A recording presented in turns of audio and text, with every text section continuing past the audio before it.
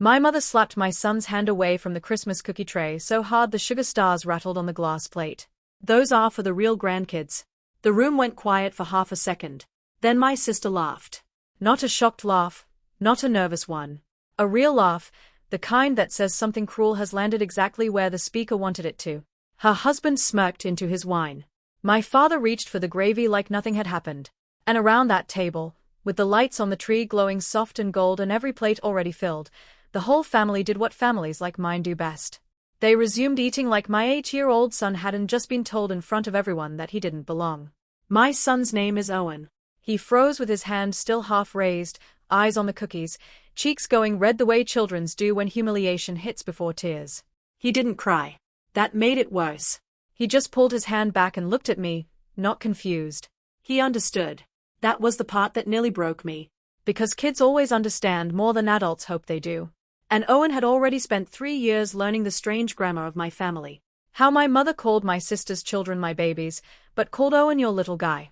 How my father kept framed school photos of the other grandkids in his den, but never once put up the one of Owen in his blue kindergarten cap. How my sister's children got overnight weekends, birthday money, and Christmas Eve pajamas, while Owen got polite gifts and the kind of smile people use on neighbors' children. He is my son. Fully, completely forever my son. I adopted him when he was 5 after fostering him for almost a year. He came into my life thin, wary, and so careful with food that for the first 2 months, he asked permission before taking a second strawberry. The first time he fell asleep against my shoulder during a movie, I sat there for an hour after the credits because I didn't want to risk moving and waking him. My family praised me in public for doing such a beautiful thing.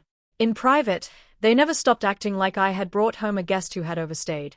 So when my mother slapped his hand away on Christmas and said those cookies were for the real grandkids, it wasn't some shocking break from character. It was the first time she said the quiet part out loud. I stood up, not fast, not theatrical. I folded my napkin, set it on the table, and buttoned Owen's coat while my mother kept talking as if the problem were my reaction, not her sentence. "Oh, for heaven's sake," she said. "Don't be dramatic. There are plenty in the kitchen." The kitchen?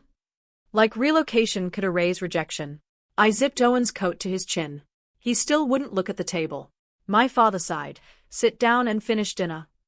I looked at him, at my sister Caroline, with frosting on her fork and that little victorious curve still sitting at the corner of her mouth, at her 2 children, old enough to know something ugly had happened and young enough to learn from what the adults did next.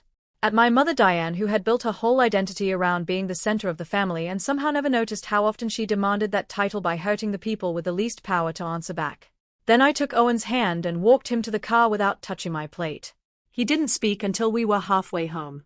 He was in the back seat, still in his little green Christmas sweater, staring out at the dark windows of houses with lights in them. Finally, in a very small voice, he asked, "Am I not really yours?" I had to pull over. I parked under a street lamp in front of a closed florist shop and turned around so fast my seat belt caught against my shoulder. "No," I said, and then immediately shook my head because that word landed wrong. "No, baby. Listen to me. You are mine. You are my real son. You are my forever son." Grandma was wrong. She was cruel and she was wrong. He looked at me for a long second, trying to decide whether my answer was bigger than her sentence. Then he nodded once. That was all. That was Owen, too. Quiet when he was hurt, careful with pain, like he didn't trust the room to hold it if he let it out all at once. When we got home, I made him hot chocolate even though it was late. I let him open one present early, the astronomy book he had wanted for a month, and sat beside him until his breathing softened, and he drifted off with the book open on his chest. Then I went downstairs, stood in my dark kitchen, and looked at my phone. No apology from my mother, no message from my father, nothing from Carolyn, just silence. And that should tell you almost everything about my family, except for one more thing. They all still expected me to make the loan payment. 2 years earlier, when my father's bakery was close to collapsing after a bad expansion and a very stupid equipment lease, I stepped in. Not Caroline, not her husband. Me. I used my credit, my stable income, and the equity line I swore I'd never touch. And I signed for the restructuring loan that kept Mercer Hearth alive. My father called it temporary help. My mother called it what family does. Caroline called it nice that you finally found a way to contribute. Since then, every month I made the payment quietly, reliably. Even when business was slow, Even when my father complained about my oversensitivity, even when my mother forgot Owen's birthday and remembered Caroline's son's baseball trophy. So, the next day at 1:54 p.m., my father texted me, "Don't forget the business loan payment tomorrow." I read it once, then again, no mention of Owen, no apology for Christmas, no shame, just the bill. I stared at the screen, and for the first time in 2 years, the whole arrangement became simple enough to say in one line. I typed 5 words. Ask your real grandkids' mother. Then I hit send. 3 seconds later, my phone started ringing. I let the phone ring 3 times before I answered. Not because I was hesitating, because I wanted my father to sit in that silence for a second and feel what it was like when the person you counted on stopped rushing to make things easier. When I picked up, he didn't say hello. What the hell does that mean? I stood in my kitchen, one hand still on Owen's astronomy book where he had left it on the counter that morning, and looked out at the wet December yard behind my house. It means, I said, ask Caroline to make the payment. My father actually laughed. Short, sharp, disbelieving. Don't be childish. There it was, childish. My mother humiliates my son at Christmas. My sister laughs. No one follows us to the car. No one apologizes. And when I stop protecting their bakery loan for one day, suddenly I'm the immature one. I kept my voice level. The payment is due tomorrow. You have until tomorrow. You signed that note. Yes. For family. No, I said for your business. That mattered and he knew it. 2 years earlier, Mercer Hearth wasn't just struggling. It was collapsing. My father had expanded too fast, signed a predatory equipment lease on a second oven he absolutely did not need, and then lost one of his wholesale contracts in the same quarter. The bank wouldn't refinance with his numbers alone. So, he came to me, not Caroline, not her husband, who always had opinions and never had liquidity. Me. I was the one with stable income, clean credit, and the bad habit of still wanting my parents to be proud of me. My father sat at my kitchen table and said, I hate asking this, but the bakery feeds 3 households now. My mother cried. Caroline said, if this place goes under, Dad never recovers. So, I signed, not because I love the bakery more than my own peace, because that's what daughters like me get trained to do. We get handed urgency and told it's love. The refinance went through because of my guarantee and my debt-to-income profile. The monthly payment came out of my business account every month after that because my father kept missing transfer windows and the bank gets nervous when older owners juggle dates. I told myself it was temporary. Then temporary became routine. Routine became expectation. Expectation became 1:54 p.m. on the day after Christmas with my father texting me a reminder like I was payroll. What did Owen tell you happened? I asked. Silence. Then my father said, your mother made a comment she shouldn't have phrased that way. Phrased that way. I shut my eyes for 1 second. Not because I was overwhelmed, because that sentence was so perfectly him. He could turn cruelty into wording, betrayal into tone, hierarchy into manners. My son had not been rejected. My mother had merely phrased something poorly. She slapped his hand away, I said, and called the other kids the real grandkids. My father exhaled hard through his nose. This is exactly why families can't say anything anymore. I almost laughed, not because it was funny, because people like him always act oppressed when their behavior finally has a consequence. You watched it happen. I watched you make a scene. There it was, too. Always that not what they did, what I did after. I heard movement on his end, my mother in the background asking what I was saying. Then Caroline's voice, lower, annoyed, already present. Of course, she was there. Families like mine love emergency strategy sessions after holiday damage. My father lowered his voice. If you skip that payment out of spite, you damage my business, your mother's finances, and your own credit exposure. That was the first honest thing he'd said. Not because he cared about my feelings, because he cared about leverage. I know exactly what happens if the payment fails. I said, and I did. That was the problem. I knew the loan better than he did. I had the restructuring papers, the guarantee language, the auto-draft dates, the cure period, the notice provisions. I was the one who organized the refinance binder after the bank meeting because my father kept throwing key documents into the front seat of his truck and calling it a filing system. 3 months earlier, after he forgot the payment again, I asked the bank officer to send me a full copy of the current note and guarantor writer. I told myself I was being responsible. Really? I was being tired. Then stop this nonsense, he said. No. Another silence. This one longer. Then my mother came on the line. Sweetheart. I looked at the phone. Not because the words softened anything. Because it offended me. The same mouth that said real grandkids less than 24 hours earlier had now arrived at sweetheart because money was involved. You don't punish a whole family over a misunderstanding, she said. I moved Owen's astronomy book farther from the edge of the counter. He was careful with things. It was one of the first things I learned about him. I'm not punishing anyone, I said. I'm stopping something. Caroline's voice cut in from somewhere behind her. She's bluffing. That made me smile. Good. Let her keep thinking that, too. Because while they were all busy calling me dramatic, childish, emotional, and selfish, I had already done one more thing after dropping Owen at school that morning. At 9:16 a.m., I forwarded the loan file, the guarantor writer, and every payment confirmation I had made over the last 2 years to a commercial lending attorney my client Vanessa used in her divorce. Vanessa calls him the shark with cufflinks. I call him the first professional who ever read my situation and said in exactly those words, "Why are you paying their operating debt at all?" At 11:40, he called me back. By 12:05, I had signed one short authorization, allowing him to notify the bank that all further communications about the guarantor position were to come through counsel and that I disputed my continuing payment obligation based on undisclosed risk and repeated reliance inducement. My father was still talking when I came back to the conversation. And if you think you can just walk away from a business loan with your name attached, I didn't walk away, I said. I referred it. The whole line went quiet. Even Caroline. My mother said, "What does that mean?" I looked at the clock on the stove. 2:03 p.m. They'll know soon. My father's voice changed instantly. Not angry now, alarmed. Who will? I answered him with the cleanest sentence I'd had all day.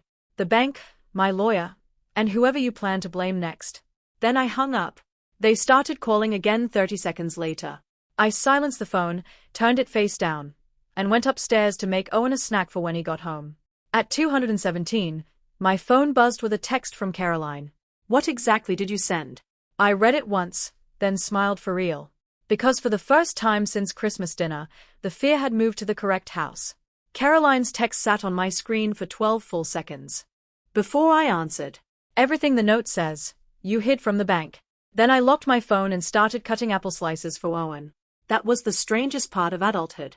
I think the world can be splitting open in one room while in another you're wiping peanut butter off an 8-year-old's sleeve and reminding him not to feed crusts to the dog because the dog will absolutely hold him to that arrangement forever. At 3006, my attorney called. His name was Grant Mercer. No relation, which I appreciated. And he spoke the way certain expensive men do when they already know exactly where the pressure point is and are deciding how hard to press it. I've reviewed the loan package, he said. Your father has a bigger problem than a missed payment. I moved into the pantry and shut the door so Owen wouldn't hear the rest. Bigger how? The bank note prohibits unapproved ownership changes, distributions to affiliated parties during supported restructuring, and transfer of operating assets outside the borrower entity without lender notice. I said nothing. Then Grant added, he appears to have done all three. That got my attention in a way anger hadn't. Mercer Hearth, the bakery, had refinanced under a survival structure.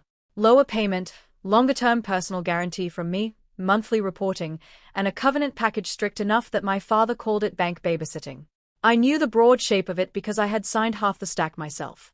I did not know what he'd done after closing. Grant continued, 8 months ago, your father amended the bakery's ownership records with the state. Caroline and her husband were added as members. For 1 second, I forgot what room I was in. Not because Caroline being favored surprised me, because the timing did.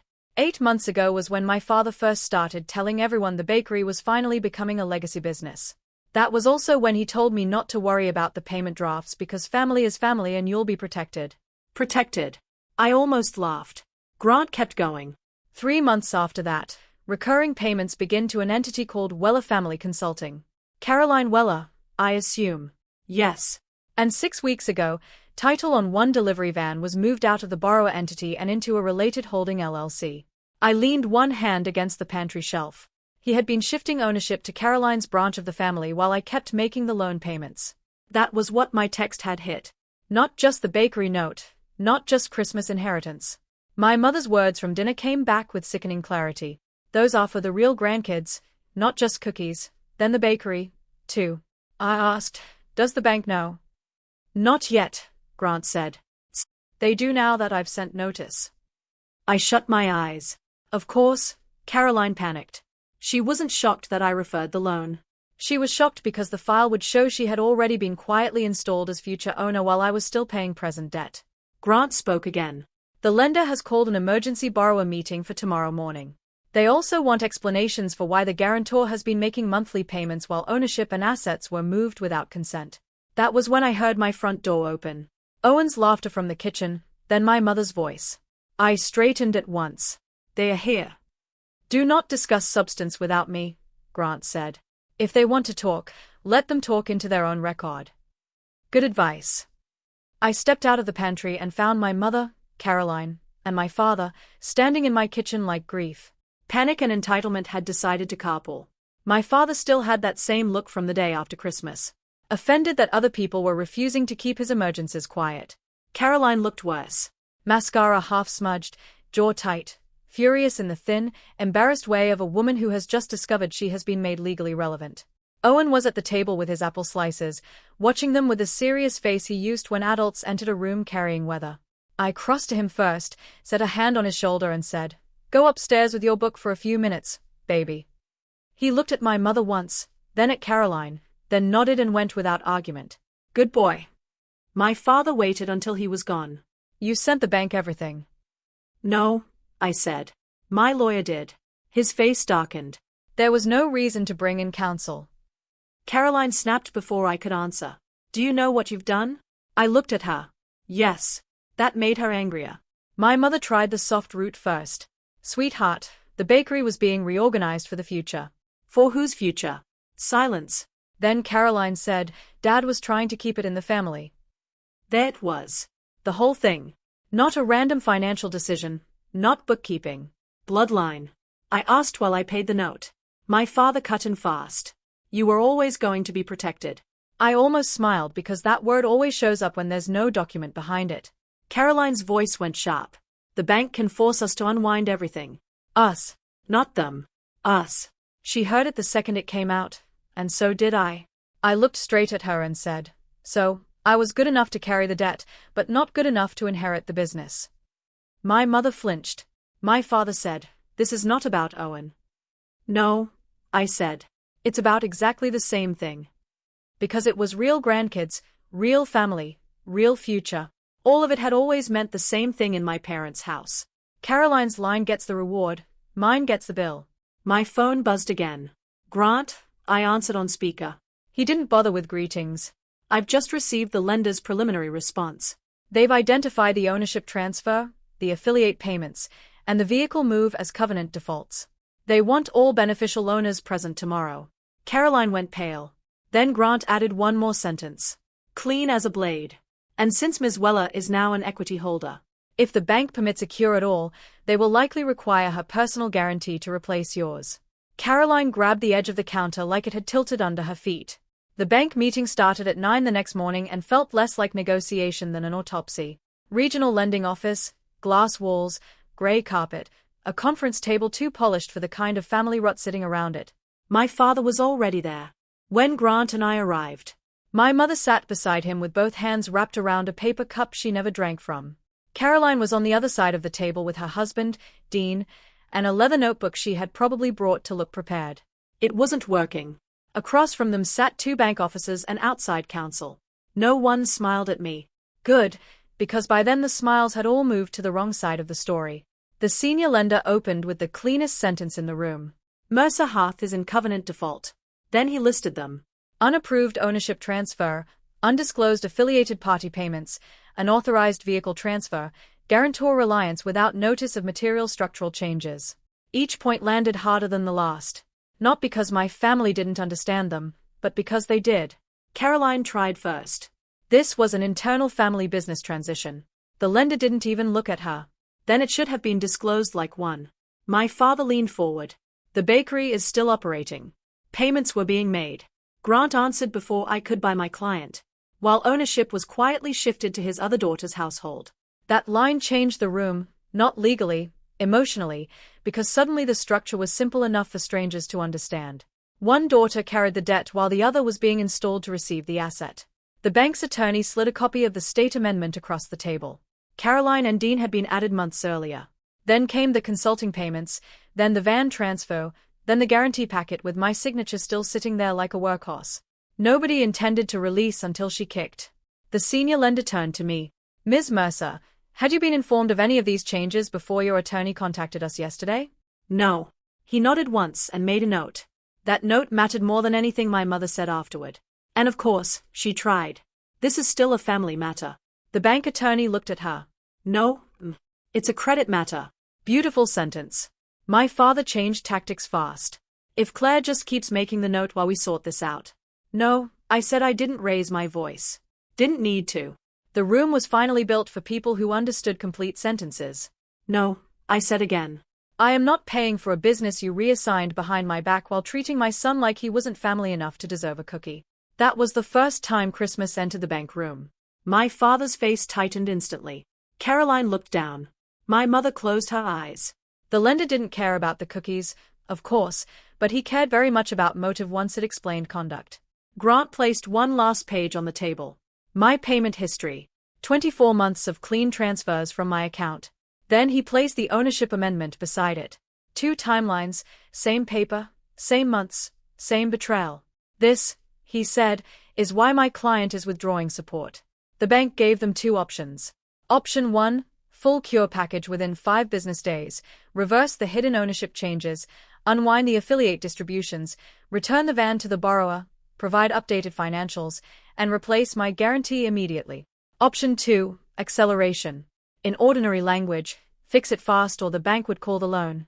Caroline's husband finally spoke then, and his voice had that flat panic men get when someone else's family arrangement suddenly wants their signature. Replace her guarantee with what? The lender answered cleanly. With actual current owners. That was the moment Caroline went pale.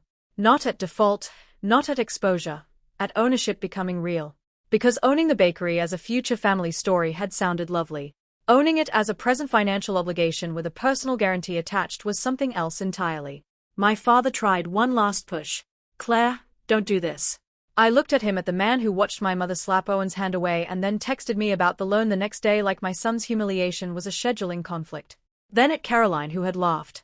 Then at my mother, who only ever found tenderness when money needed crossing a bridge, and I said the truest thing I had.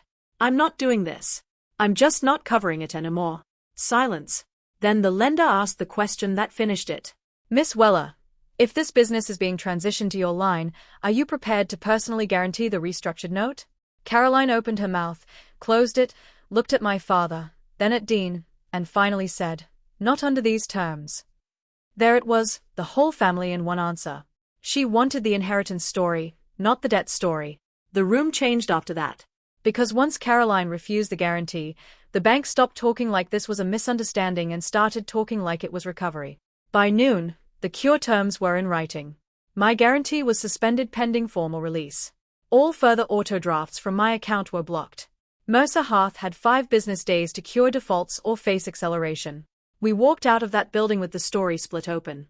My mother cried in the parking lot. My father called it humiliation. Caroline called it unfair. Dean called it what it was, a mess I didn't agree to. I took Owen for hot chocolate that afternoon after school. He sat across from me in the booth and asked whether Grandma was still mad at him. No, baby, I said. Grandma was wrong. He stirred whipped cream into his cocoa and thought about that. Then he asked, are we going back there next Christmas? No, I said. That answer felt cleaner than anything else I'd said all week. Mercer Hearth did not collapse immediately, but it didn't glide either. The van had to go back. The consulting payment stopped. The hidden ownership structure was unwound. And when the bank demanded a real guarantor, my father learned something he had somehow reached his age without understanding. The daughter you treat like backup labor does not stay available forever. The bakery survived, but smaller, harder. More honestly, Caroline never got her smooth little inheritance lane. Once the debt became visible, so did her limits. She wanted the family business only as long as somebody else carried the risk. My mother spent months trying to rephrase Christmas into a terrible misunderstanding. It wasn't. It was a clear sentence spoken to a child followed by a table full of adults choosing comfort over correction. My father still, I think, believes the real betrayal was financial. That tells you everything about him. He never understood that the loan was not what broke the family. It was the moment he let my son hear exactly where he stood and then came for my money the next day. Anyway, as for me, I stopped paying for access to people who needed me useful more than they needed me loved. Owen and I made our own Christmas after that. Smaller, kinda, real. If you made it this far, tell me in the comments what you would have done in my place. Would you have cut off the loan the next day, too, or given them one last chance after Christmas? And what hit harder for you? The slap, the text about the payment, or Caroline refusing the guarantee when the debt finally became hers? If this story stayed with you, leave a like, subscribe, and stay with me for the next.